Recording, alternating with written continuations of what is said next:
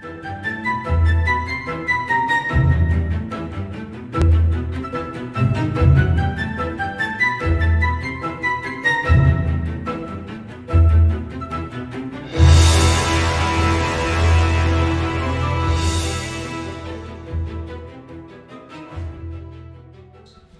is the melodic side of Beethoven.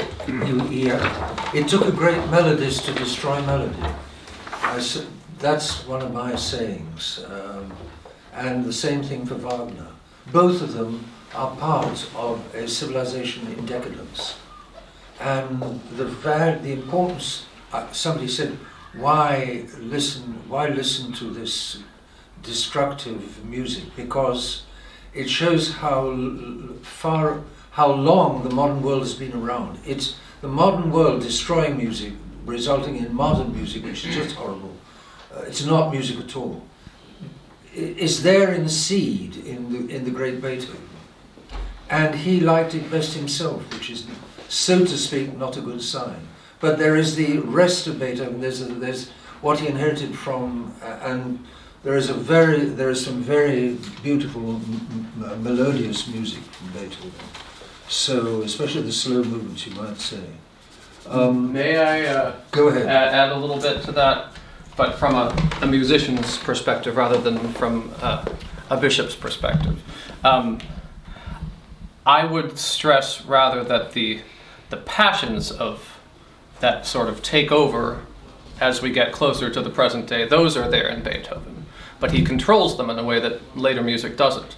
So I personally, if I may, disagree that Beethoven destroyed melody. I don't think he did. He, for the purposes of expressing things in a particular piece, he had the passions overwhelm the intellect, or the harmony and rhythm overwhelm the melody, in the same way that Othello loses control in Shakespeare's play.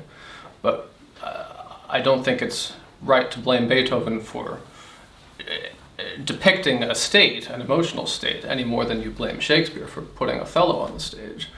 The difference is that Beethoven kept his passions under control, even when, at the end of the Appassionata, that's not just, I mean, there is structure to it, and he's saying something coherent, and you may well find it depressing, but it's the depressingness, if that's a word, of tragedy, and not of just wallowing in vulgarity or trash, which is what modern music is. So I would agree with much of that, but I would make certain distinctions about how the passion and the chaos are there in Beethoven and how they're there in modern music. That's my 2 cents. Fair enough. There is still order in Beethoven, but fair enough. Let me read you Tolstoy on a short story. Tolstoy certainly understood music and listened to it and loved it.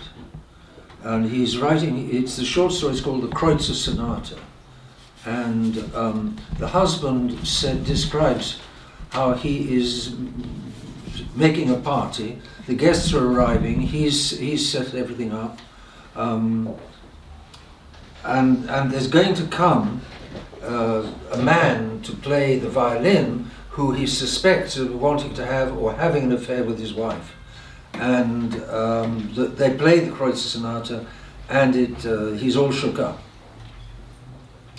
I noted all the things that about him, that's about his rival, about the potential lover of his wife, that helped me to put my mind at rest and demonstrate to me that he was so much my wife's inferior that she would never be able, or as she put it, to stoop that low. But now I had stopped myself to feel jealous. I'm sorry. Now I had stopped allowing myself to feel jealous. For one thing, I had had a baseful of that particular torture, and I needed a rest.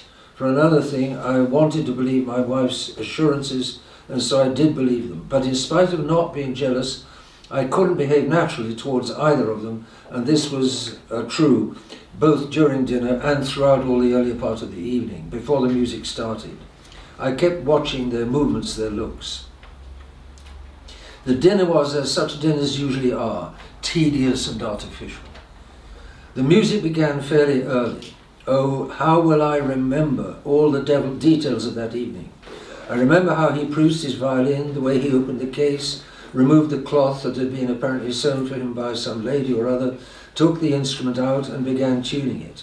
I remember the way my wife sat down at the piano, trying to appear indifferent, when in fact she was extremely nervous. Her nervousness being mostly due to fears about her own ability and then the commentary. As on the piano, the plucking and tuning of the violin, the setting up of the music. Then I remember how they looked at one another, glanced around at the entire room and began to play. She took the first chord. His face assumed a stern, severe, sympathetic expression, and as he gave attention to the sounds he was making on his violin, he searched the strings with careful fingers and provided a response to the piano, and so it began. He paused and made his sounds again several times in succession. He seemed to be on the point of continuing, but sniffed and paused once again. They played Beethoven's Kreutzer Sonata. Do you know the first movement, the presto? You know it? He burst out. This must be the husband describing things to the narrator after the event. It's a fearful thing, that sonata, especially that movement. And music in general is a fearful thing. What is it? I don't know. What is music? What does it do to us? And why does it do to us what it does to us? People say that music has an uplifting effect on the soul. What rot! It isn't true. It's true that it has an effect. It has a terrible effect on me, at any rate. But it has nothing to do with any uplifting of the soul. Its effect on the soul is neither uplifting nor degrading. It merely irritates me. How can I put it? Music makes me forget myself, my true condition. It carries me off into another state of being, one that isn't my own, under the influence of music. I have the illusion of feeling things I don't really feel, of understanding things I don't understand, being able to do things I'm not able to do. I explain this by the circumstance that the effect produced by music is similar to that produced by yawning or laughter. I may not be sleepy, but I yawn if I see someone else yawning. I may have no reason for laughing, but I laugh if I see someone laughing. Music carries me instantly and directly into the state of consciousness that was experienced by its composer. My soul merges with his, and together with him, I am transported from one mode of state of consciousness into another. Yet why this should be, I have no idea. I mean, take the man who wrote the Kreutzer Sonata, Beethoven. He knew why he was in that state of mind. It was that state of mind which led him to perform certain actions, and so it acquired a special significance for him, but none whatsoever for me. And that's why that kind of music is just an irritant, because it doesn't lead anywhere. A military band plays a march, say the soldiers march in step, and the music has done its work. An orchestra plays a dance tune, I dance, and the music's done its work. A mass is sung, I take communion, and once again the music has done its work. But that other kind of music is just an irritation, an excitement. And the action the excitement is supposed to lead to simply isn't there.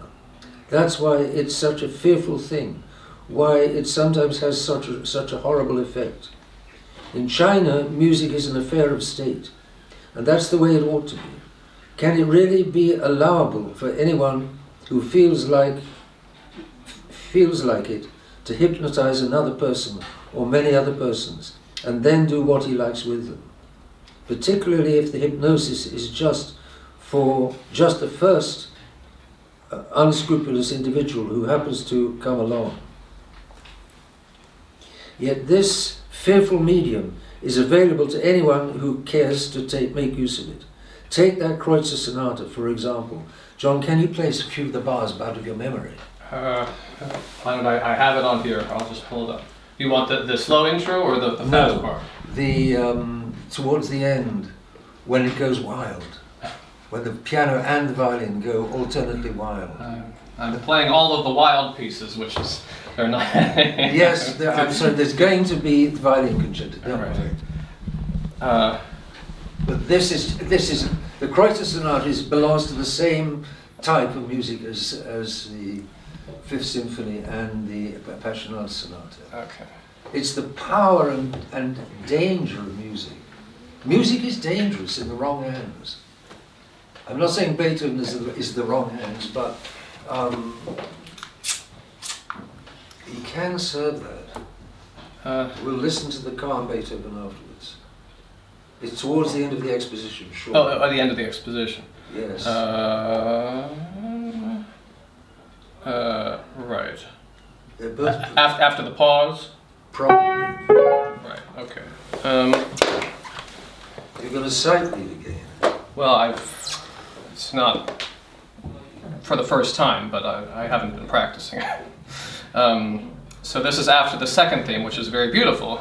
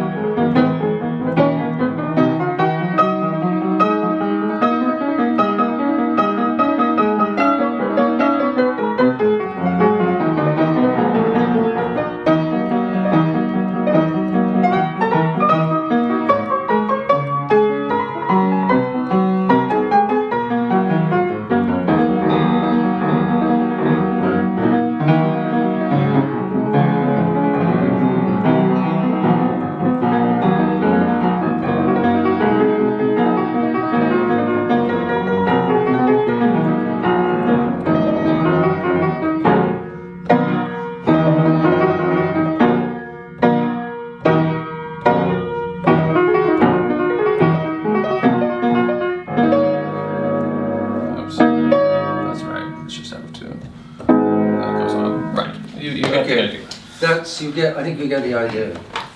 It's a violin rhythm. Take the first movement. Take its first movement. The presto can one really allow it to be played in a drawing room full of women in low-cut dresses? You can see what this smoking is. To be played and then followed by a little light applause and the eating of ice cream and talk about the latest society gossip. Such pieces should only be played on certain special, solemn, significant occasions when certain solemn actions have to be performed, actions that correspond to the nature of the music. It should be played, and as is played, those actions which it's inspired with its significance should be performed. Otherwise, the generation of all that feeling and energy, which are quite inappropriate to either the place or the occasion, and which aren't allowed any outlet, can't have anything but a harmful effect. On me, at any rate, that piece had the most shattering effect. I had the illusion that I was discovering entirely new emotions, new possibilities. I had known nothing of them before. Yes, that's it. It's got absolutely nothing to do with the way I've been used to living and seeing the world. That's how it ought to be. I seemed to hear a voice saying inside me what this new reality I discovered was. I really didn't know, but my awareness of this new state of consciousness filled me with joy. Everyone in the room, including Chukachevsky and my wife, appeared to me in an entirely new light. After the presto, they played the attractive but unoriginal Andante with its... Well, excuse me, sorry, keep going. with its rather trite variations, he says, and then the finale, which is really weak. Then, at the request of members of the audience, they played things like Ernst's Elegy and various other brief encores. These were all quite pleasant, but none of them made the 10th. of the impression on me that the presto had made on me. I felt cheerful and buoyant all evening. As for my wife, I'd never seen her looking as she did that evening. Her radiant eyes, her serenity, the gravity of her expression as she played, and that utterly melting quality, the weak, pathetic, yet blissful smile on her lips after they'd finished. I saw all this, but I didn't attach any particular significance to it, beyond supposing that she had experienced the same feelings as I had, and that she, like myself, had discovered, or perhaps rather remembered, emotions that were new and unfamiliar. The evening ended satisfactorily, and everyone went home, and so on. The power of music, especially these particular pieces of Beethoven. After Haydn listened to Beethoven pieces, he knew the music of Beethoven. He said at one moment he called it Sittenverderblich, which means destructive of morals. Music is a power for good or for ill. And in Plato's Republic, it would have been strictly controlled. Don't underestimate music. It's a power. John. About the Sittenverderblich, I know that it was said that Beethoven, especially his Second Symphony, was Sittenverderblich. I hadn't heard that it was Haydn who said that, although I think it's possible. But if I'm not mistaken, the German word can mean either morals or customs. Is that right? Sitten? Well, it means both. Frag die Sitte, says We've Tristan. got two words in English. It's one word in German, so it probably covers both Well, senses. in any case, if it is true that Haydn said that Beethoven's music is destructive of morals, I emphatically disagree. I would have no time for it if it were destructive of morals. Yes. I have a question to you. Okay. Do you think this piece of music, is it easy to adapt to heavy metal band or not? No. Because in my opinion, yes. Okay. Right. So, if it is true that Beethoven's music is destructive of morals, as I gather somebody asked, why are we wasting our time on it? I think from a historical point of view, it may be interesting to investigate the causes of the decline of civilization, but I wouldn't make my livelihood playing that music if I thought that was the case. I think Beethoven depicts the passion and the struggle. First of all, I think in the Tolstoy story, the narrator, and I don't know whether he's speaking for Tolstoy. I know Tolstoy had a problem with much music. He thought he didn't like what it did to him, but he was not a Catholic, and I don't think he was even a good Orthodox. But I don't know about Tolstoy. But the problem here is that the violinist is having an affair with his wife, so he's not happy about that. Maybe don't have your wife play with somebody else, especially not the Kreutzer Sonata by Beethoven. But that's not to say that the Kreutzer Sonata is a subversive piece or it's destructive.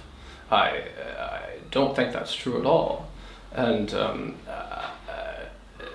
I just can't see what the reason for listening to destructive music would be, especially if it's the first step on the road to heavy metal. I don't agree with that at all.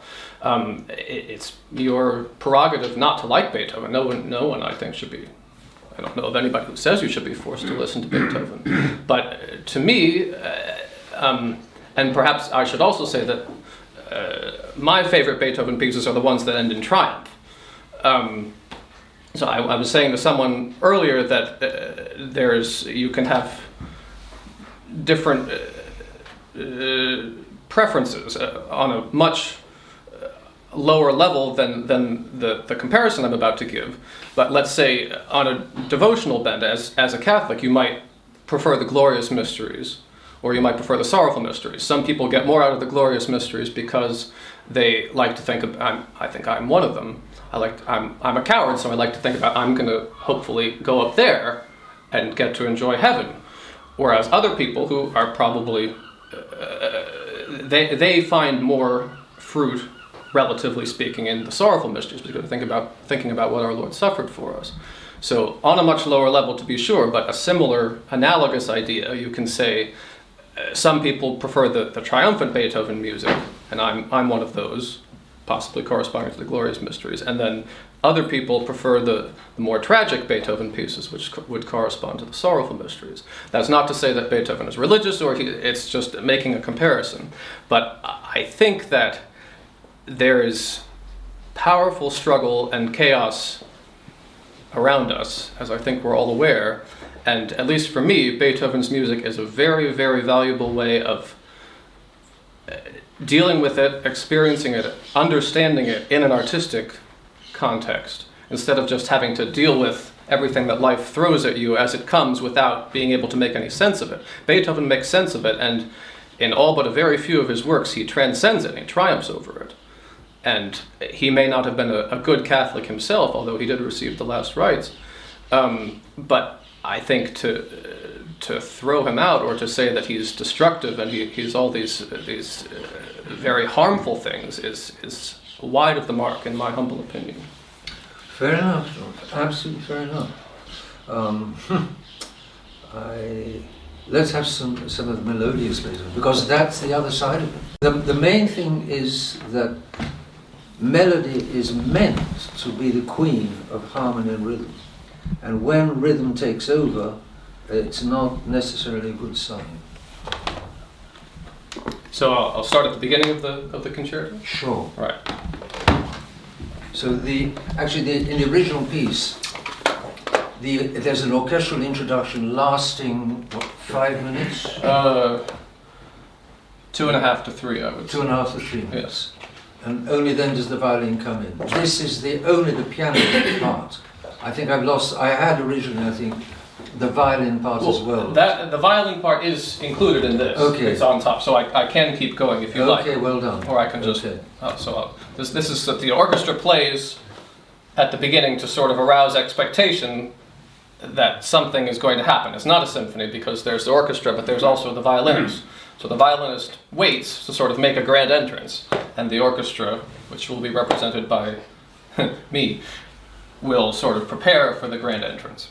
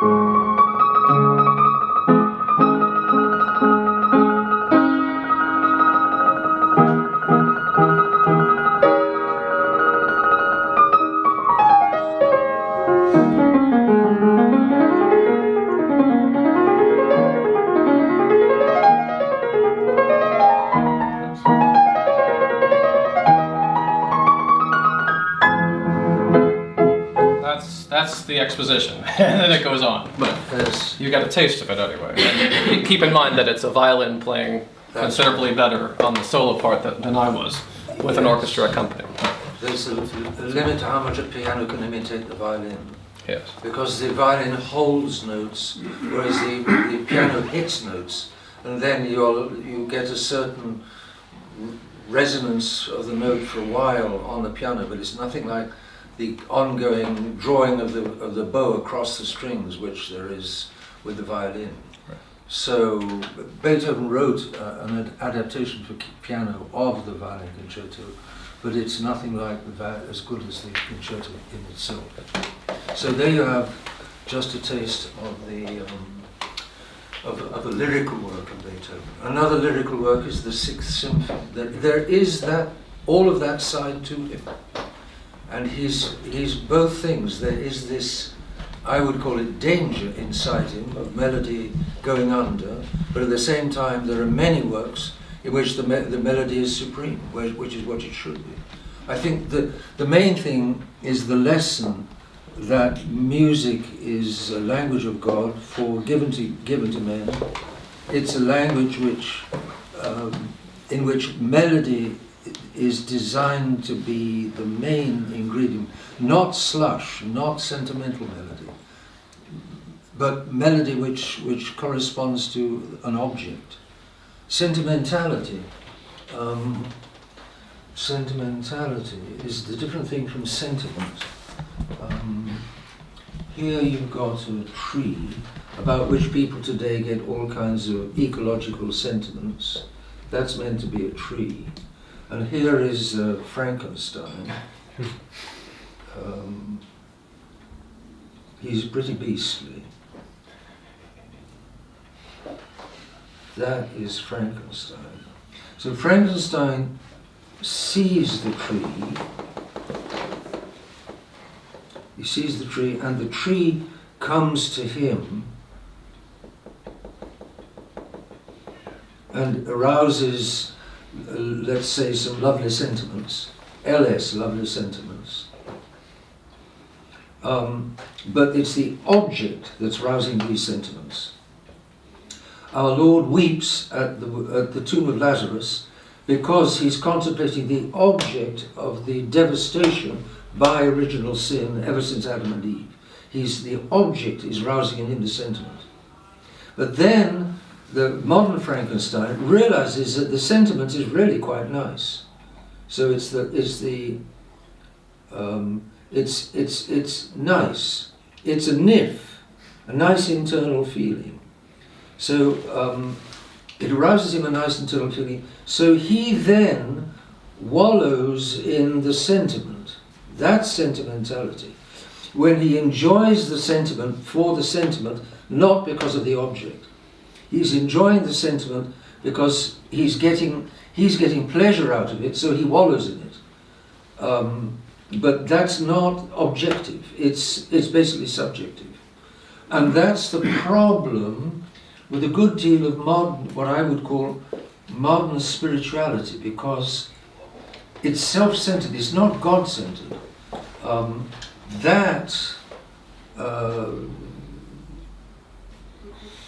got the arrows the wrong way around. But what is inspired by the object is different from what it's primary, whereas the sentiment is secondary. The sentiment is aroused by the object, but when I start enjoying the sentiment and looking for the sentiment and wallowing in the chocolate, so to speak, it's no longer objective. It's me enjoying my own feelings. Feelings. If you ever run into Father Chazal, ask him to perform Feelings for you, because he can sing it, and he sings it, does a very good version of. I think he knows the whole song properly. Feelings. How many of you know the song Feelings? Oh, quite a few of you, yes. I don't. No, neither do I. Oh, okay. I know Father Chazal's version of it, or at least the beginning, and he's great at it. He understands what it's all about. But spirituality has got to be centered on God, not on my feelings. And spirit, whatever is centered on God, it stands a good chance of being genuine. But whatever is based on my feelings stands a good chance of being sentimental. So those are sentiments, and that is sentimental. That is secondary, because it depends upon some object, but the object is taking second place to my feelings, and I enjoy my own feelings. That's not so good. So Beethoven is objective. There's a tremendous amount of value in Beethoven. No, absolutely no question. No question. He's a great musician. I just sense, well, one can just sense those things in him which do lead towards the modern world. The modern world is there, has been there for a long time. And it's self-centered, and it's no longer God-centered. It's centered on man. And that's dangerous.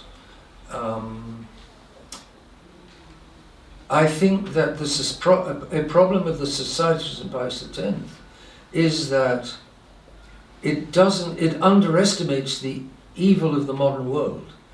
It doesn't see the evil.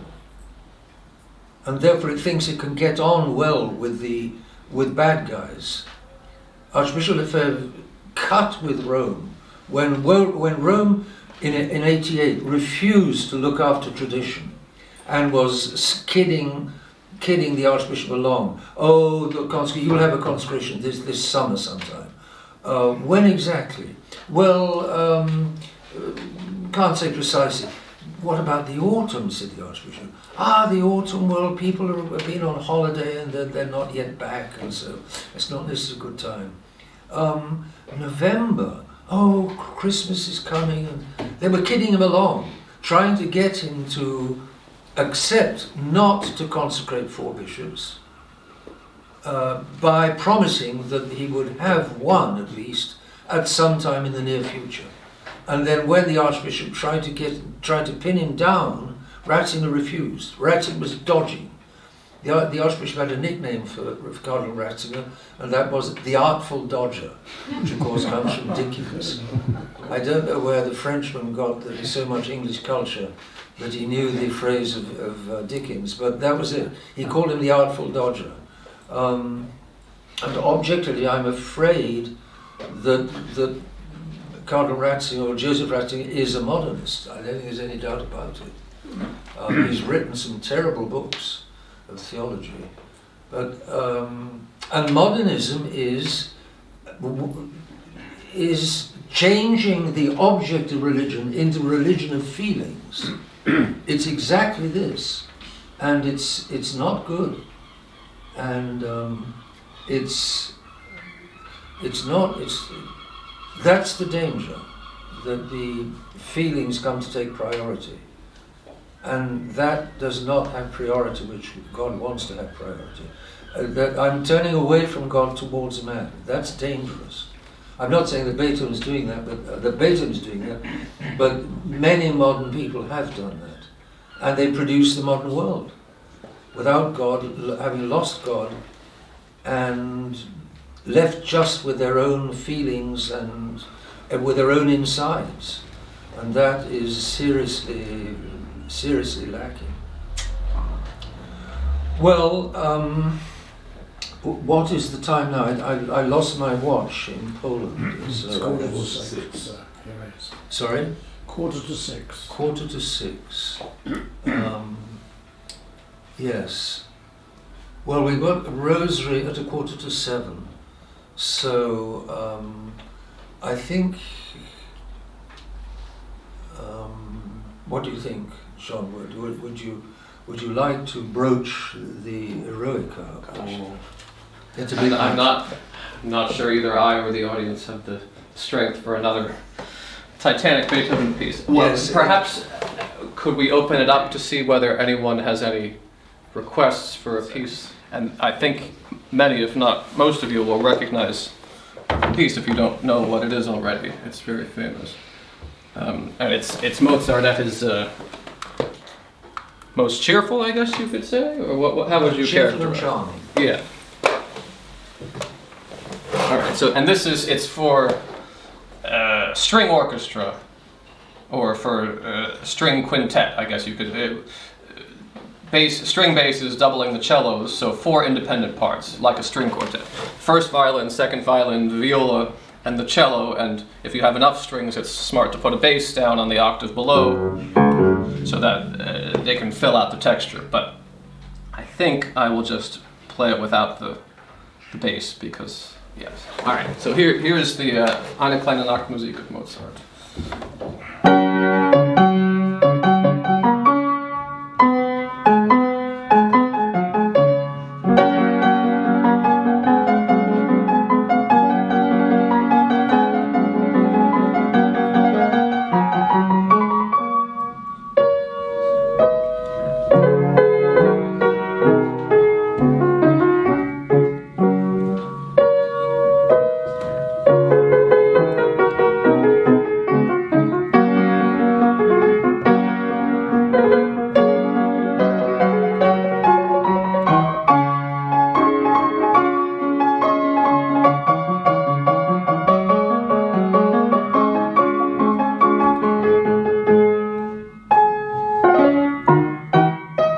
Second subject.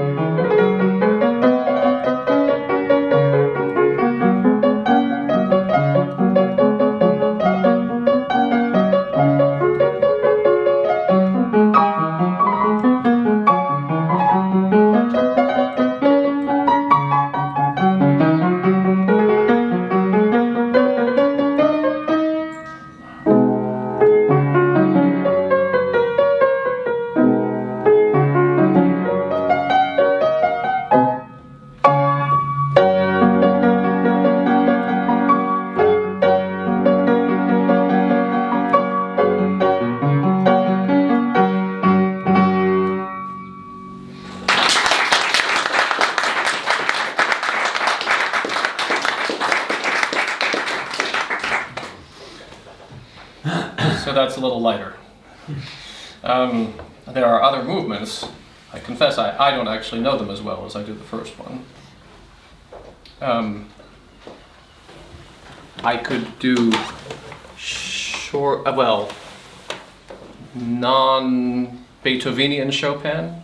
I could do Schubert, more Mozart. Not Mozart. Beethoven, Chopin. What's that, Chopin? Not Beethoven and Chopin, yes. We would Right. not very romantic. Okay. A slow Chopin or a Romantic one. romantic one? Okay. Well, the nocturnes, those are. Oops. So a nocturne obviously refers to the night, and these would be sort of night songs, I guess you could say. Those are, I think, qualify as romantic. Let's see. Nocturne 2. The E flat. Yeah. Right. All right. This is an early work of Chopin's. It's very lyric. It's very beautiful melody. It's not the deepest piece, but perhaps that's what we need at this point. I don't know. So this is Chopin's Nocturne, Opus 9, Number 2.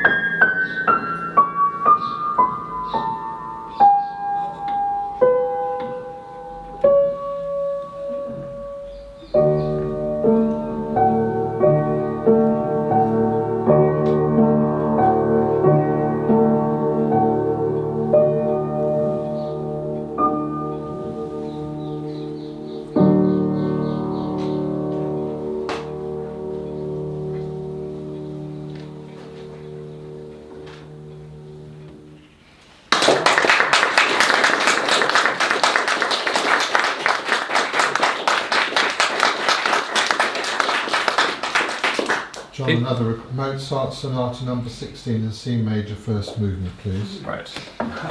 This is a fun game.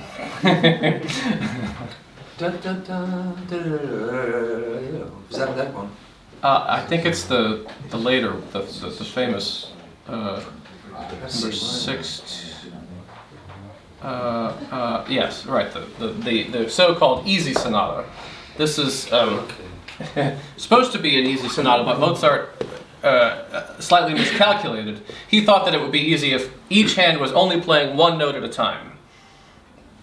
So I guess for Mozart it was easy, but if you, especially the last movement is kind of treacherous, but the first movement is not really a piece of cake either, in my opinion anyway.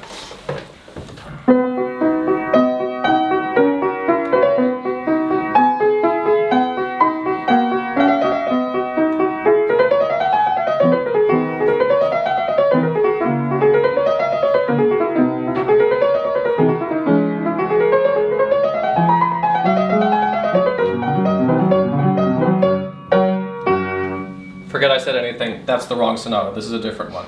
Carrying on.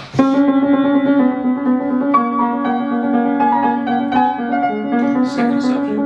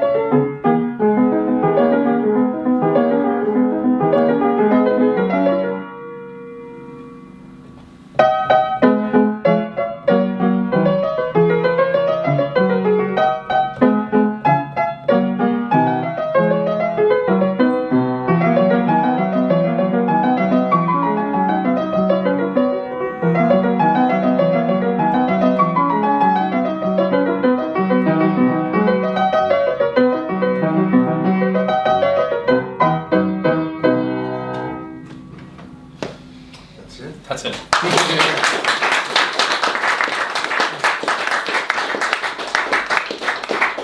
Birds seem to like that one, I think. Oh, yeah. Yup, that, tweet, tweet, tweet, tweet, tweet, tweet, tweet. Yeah. That was cute. You heard the birds again? I didn't hear. Yes, yes. So they were squawking away out there. Yes. Because Mozart is the harmony of God. He was of very devout Catholic parents. He was a bit of a naughty boy when he was young. He was a bit of a naughty boy when he grew up. But he nevertheless had a very Catholic basis and was always respectful of God, without necessarily always obeying the commandments, as best I know. And then he became a Freemason, actually, later on. But that's possibly by ignorance of what Freemasonry was really about. I doubt if he had joined it if he knew it was completely against God. That it was that Freemasonry is radically against God. Anyway. He was short of money in his last years, and he appealed to his Masonic friends to bail him out, which I think they did. But he was not rich. He worked hard, he had a difficult job earning a living because the the Viennese did not appreciate what a genius of a songbird they had on their hands. Otherwise they'd have looked after him better. But there it was. He had, I think, 6 children, a wife and 6 children. A wife whom he loved dearly. They got on very well. She was very sorry to lose him at an early age when she was widowed. A normal, thoroughly normal man, normal young man. But with the gift, a musical gift of one of the highest musical geniuses. He's right up at the top with Beethoven and Bach. So, he's quite different from him. Would you like to play some piece of Bach, John? From one of the suites. I don't know what you'd like to play. Bach. No. Bach can be difficult to get into if you if you don't know him very well and if he's badly played, because he goes far enough back that it's not, so it's far enough back that he's relatively distant from us, even further than Haydn was. And there's also the textual problem of he didn't put any performance indications usually in his works to tell the performer how to play them. So that's whereas Mozart and Beethoven tell you pretty explicitly what you're supposed to do. So with Bach, the artist is pretty much on their own, and if you put a 21st century musician down at the piano and tell him to play Bach, something possibly suited to the 21st century, but probably not suited to Bach, as an early 18th century man, is going to come out. So I will try to avoid the bad interpreter trap, but even so, it might not be that easy. But if we do one of the dance suites, those are, he wrote 6 English suites, 6 French suites, and 6 partitas, which are basically also dance suites. They just have a little fancy prelude at the beginning. And these are based on the French style, and they have different movements, which are the names of dances. The Allemande, a German dance, the Courant, which I guess is French, a running dance, a sort of lively dance. The Sarabande, which is a slow, triple time dance, 3 beats in a measure. The Bourrée, and the Gigue at the end, which is basically a jig. So that's appeals to me very much as an Irish descent anyway, and I don't know about the other Irish people here, but I like the Bach Gigues very much. Perhaps, I think, do we have 15 minutes, or is that cutting it too close to Rose? 15 minutes is plenty. Okay. At the end of that, we'll Yes. break off for supper. I may be miscalculating, I hope I'm not. I think this is a piece that even after a full day of music we'll still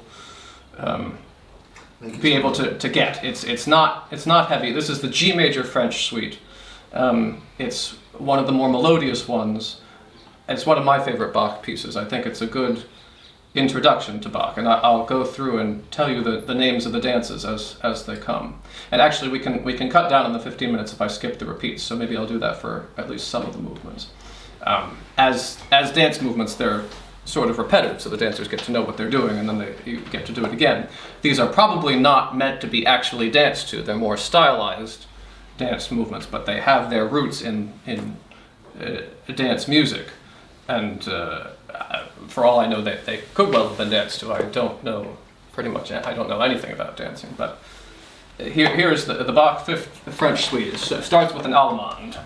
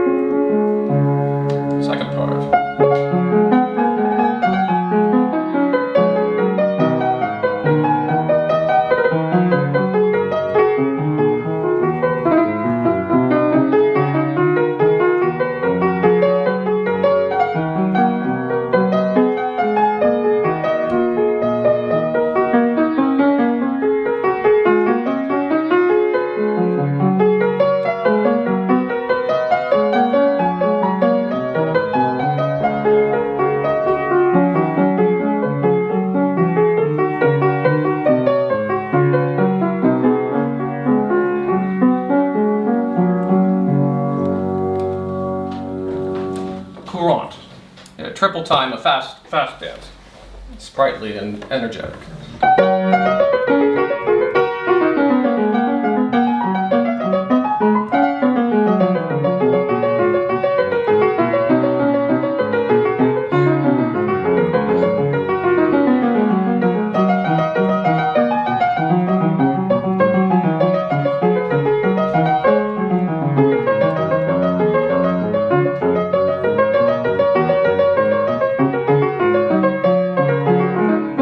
Second part.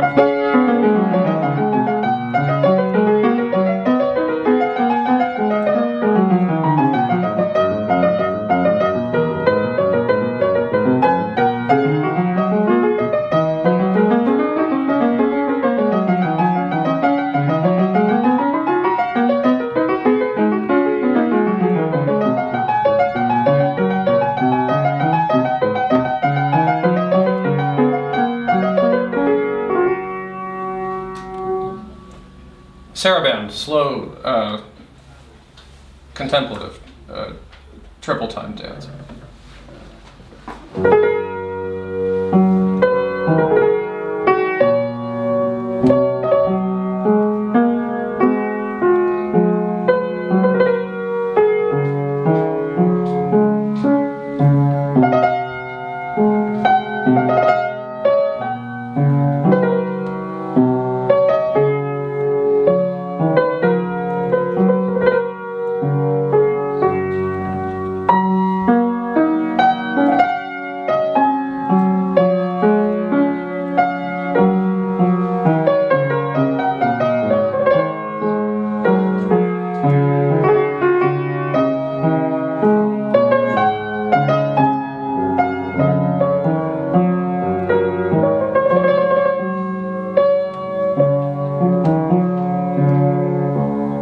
Second part.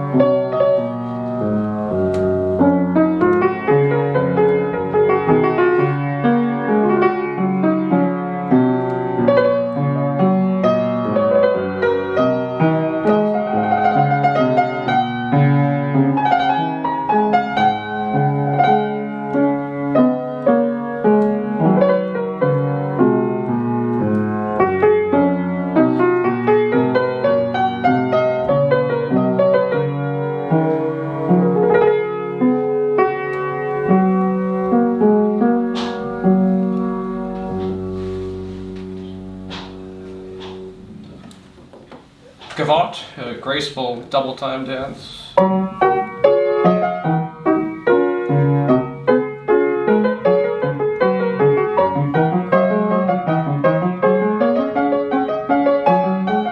First half repeated.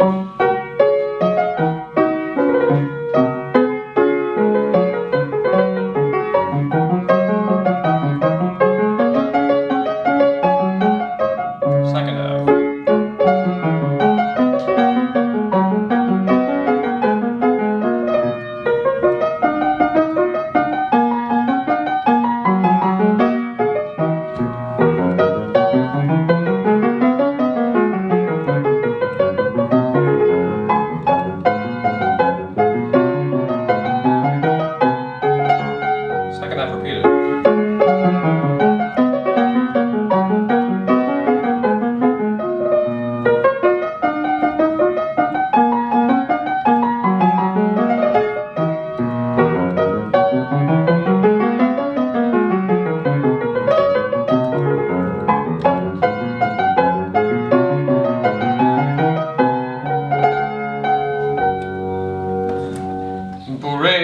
fast double time dance.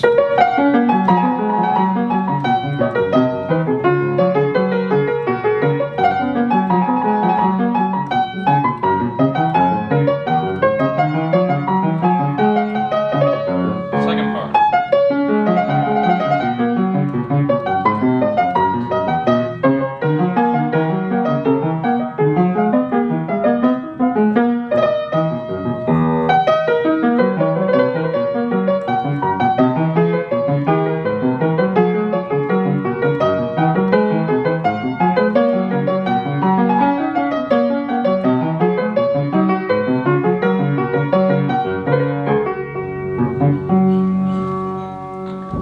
This is a lure. I think there's supposed to be an accent which make it a lure. I'm not sure what that is. I think this is the only one in Bach's music that I know of, but it's evidently a slow, sort of swinging dance.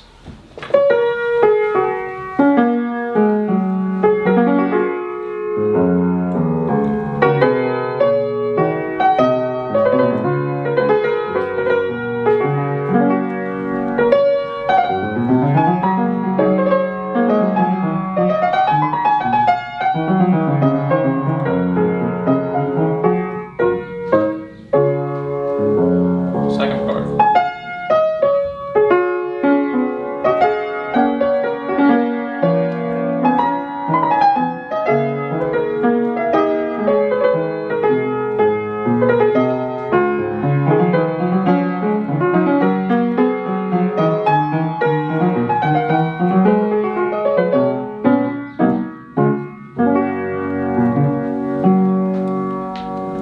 And the grand finale, the jig, I like this one, so I'm going to play both repeats.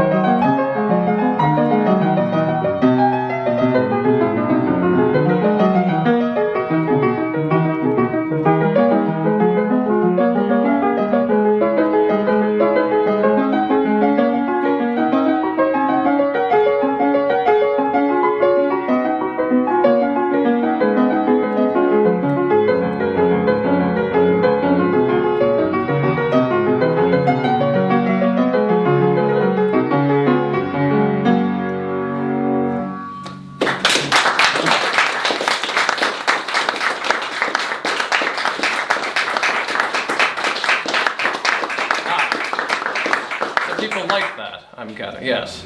Very good. Yes, this is orderly. Everything is there in its place. The old world. Very good. I like it too, even though I love Beethoven. I love both. It's beautiful. I love the sarabande.